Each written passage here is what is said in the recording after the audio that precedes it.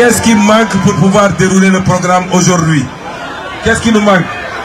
C'est d'avoir une majorité écrasante à l'Assemblée nationale le 17 novembre. Je n'ai même pas parlé du volet agricole, parce que ça va nous prendre beaucoup de temps. Mais tout ce qu'on vous demande pour parachever le contrat moral qui nous lie à vous, c'est de nous donner une majorité écrasante, minimum 150 députés, au soir du 17 novembre, pour permettre au président Bassirou Diomaye Faye de gouverner, de prendre les lois qui doivent transcrire les aspects économiques, juridiques, administratifs, sociaux du programme qu'on vous a présenté. Pour pouvoir aligner le budget à partir du budget 2025, pour pouvoir aligner le budget, laissez monsieur le maire arriver, s'il vous plaît. Laissez monsieur le maire.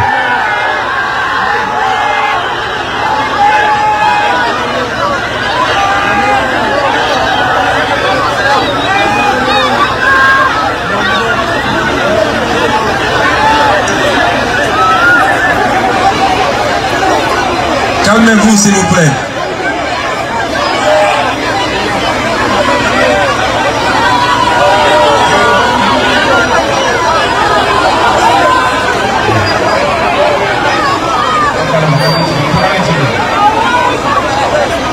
Doucement, doucement, yéen ñëpp xaj ngeen fii buuxante bi jaru ko ku nekk foo taxaw daa dégg yi nga xam ni ñoo ngi la koy wax donc dal leen bu baax a baax ñu continuer waxtaan bi bu ko defee ñu continuer incha allah. Voilà am na programme bu ñuy xaar kon mi ngi waaj daaneel ñu déglu ko mu pare.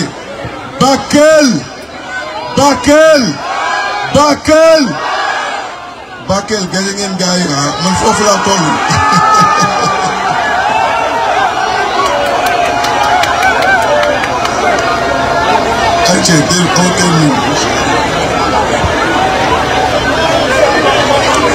Bienvenue monsieur le maire. Je suis entré dans votre ville sans vous apercevoir. Ce qui est un crime de lèse-majesté. Donc j'ai demandé après vous, en tout cas merci d'être là. Ce que je voulais dire, pour terminer mon allocution, je vous ai parlé du hub industriel que nous voulons ici, qui sera accompagné des infrastructures qu'il faut. Certains ont parlé de routes et de chantiers. Nous avons un ambitieux programme de désenclavement des régions et des départements périphériques, surtout les zones frontalières. J'ai toujours dit que les zones frontalières doivent être conçues, programmées par rapport à la capacité que nous avons de capter les économies voisines, plutôt que par rapport à la centralité de Dakar.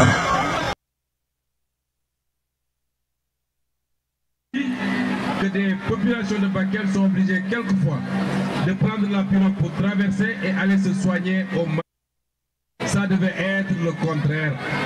Bakel doit être aménagé avec des infrastructures médicales, avec des routes, avec des infrastructures, des réceptifs autorisés, de sorte que c'est les voisins qui doivent traverser. De sorte que c'est les voisins qui devront traverser pour venir dépenser leur argent ici. Et c'est pourquoi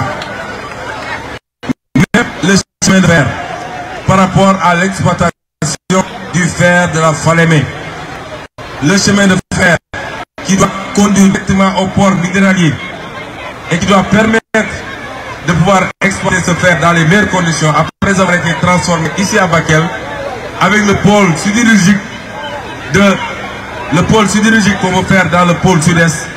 C'est cela l'offre politique du président Bassirou Diomaye Faye pour Bakel et pour le pôle. Et c'est pourquoi, tenant compte de tout ça, les Bakel, et j'ai qu'il en sera ainsi, doivent nous donner la possibilité de prendre les lois qu'il faut, de faire les réformes qu'il faut, d'aligner le budget 2025 sur les priorités de la vision 2050, de ce plan 2034, mais surtout de l'aligner sur le plan d'action gouvernementale 2029. C'est cela le principal enjeu de ces élections. Est-ce que Bakel est prêt? Est-ce que Bakel est prêt? Est-ce que Bakel est prêt? Vous savez, est-ce que Bakel est prêt à quoi? Est-ce que Bakel est prêt?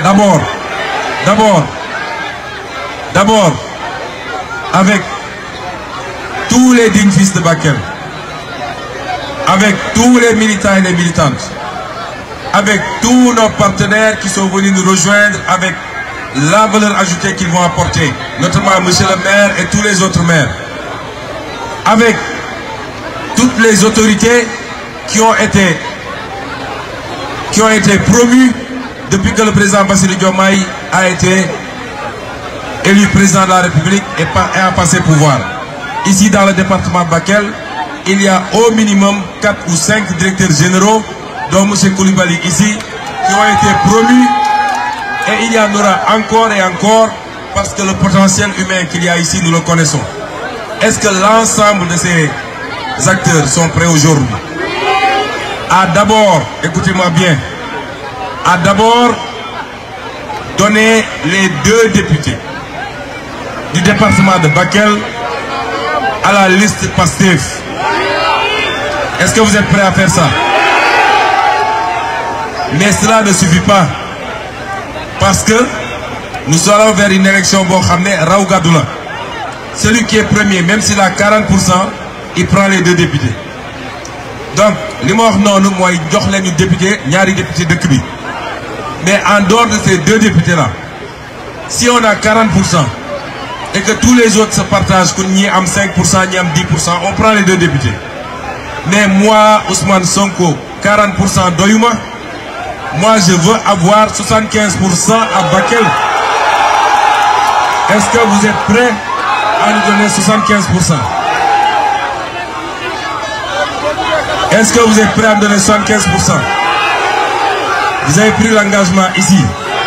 Et je l'ai dit et je le redis. Il y a un concours qu'on a lancé. Un challenge.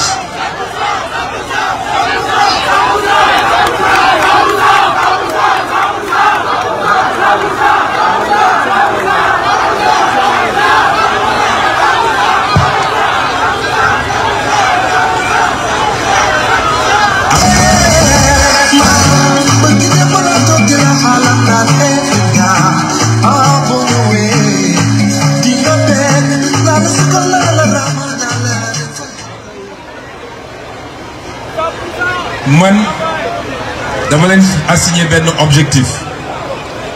Yéen vous dites 100%, moi je vous demande uniquement 75%.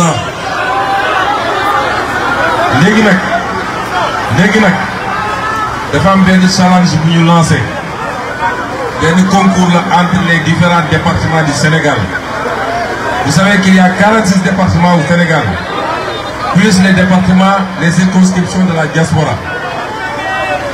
Les 10 premiers départements, si nous prenons les scores, les 10 premiers départements, nous avons une prime spéciale. Une prime spéciale, on va donner ça aux 10 premiers départements. Donc, dans moins de 15 jours, le dimanche 17, Inch'Allah, dans moins de 15 jours, à cette heure-ci, vous avez fait combien? Si vous avez 25%, beaucoup de. Si vous avez 50%, beaucoup de. Si vous avez 60%, beaucoup de. Parce que les gars, c'est des gens de Fatanga. Partout où je suis passé, gars, c'est des gens de Fatanga. Vous savez, il y a des départements qui sont Mbaké, qui sont Dakar, qui sont Ziguinchor, qui sont Bignona, et qui sont déjà tamal nañu ay 70% ay 85%.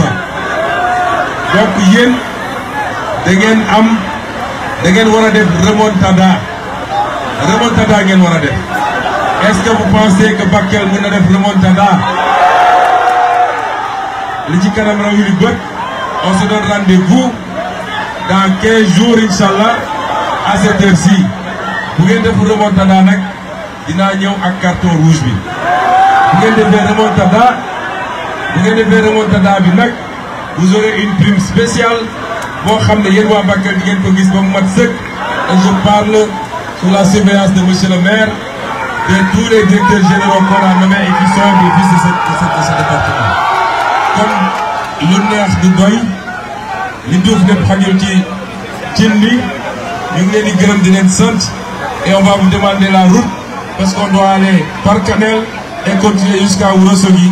Vraiment kontaan nañu. Assalaamu aleykum wa rahmatullahi wa barakatuh.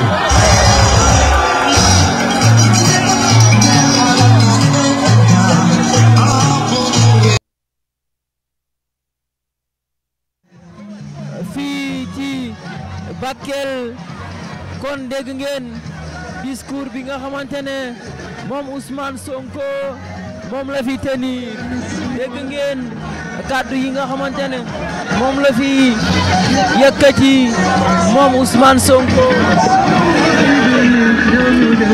kon mu ngi noonu mbokki Bakel mu ngi noonu mbokki internet yi mu ngi noonu ñoo ko gisandoo doon leader bu coalition Pastef fii nga xamante ne kaddu yi yëkkit na ko waa Bakel fii ci Bakel set inshallah dana di woote ba xam ana lan comme ni ngeen ko gisee nga xamante ne moom moo kon Ousmane Sonko a annoncé li nga xamante ne moom moo di l'avancée de la caravane. On tend directement vers Kanel avant